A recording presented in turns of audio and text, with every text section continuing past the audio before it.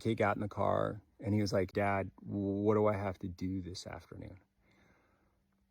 Because he wanted freedom. So he wanted to know what the barriers to that freedom were. And I started to say, like, well, here are all the things that I had in mind. You've got homework, you need to do that studying unit that we were working on. There's a couple chores, and then you've got soccer.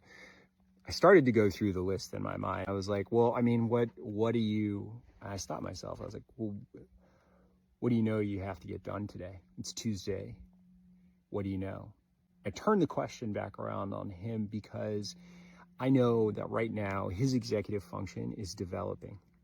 He can lean on me, right? I can tell him exactly what he needs to do, the order that he needs to do in. But it's going to be much better for him as he's developing this skill to actually think, what are the things that I need to do? What's the order I want to do them in? How am I going to get them done? Obviously, he might need my guidance. Obviously, he's going to need me to tell him, like, hey, you got to do your laundry.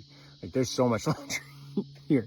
We got to do laundry, right? I'm allowed to say that. But me inviting him into a collaborative conversation in that situation to decide the order of things that he needs to do before we leave for practice at 5:30, that creates a lot more buy-in, and it creates that developing skill, right? He came to some logical conclusions on his own. I was like, well, what do you need to do? He's like, well, I got practice at 5:30, so I gotta, what time is it? I was like, it's 4:15. Okay. What did he do? He grabbed something to eat and he sat down and knocked out a bunch of work because that's what he had to do. So the math was already going in his head. I didn't have to say anything. He knew what needed to be done just based on the normal routine of what we do.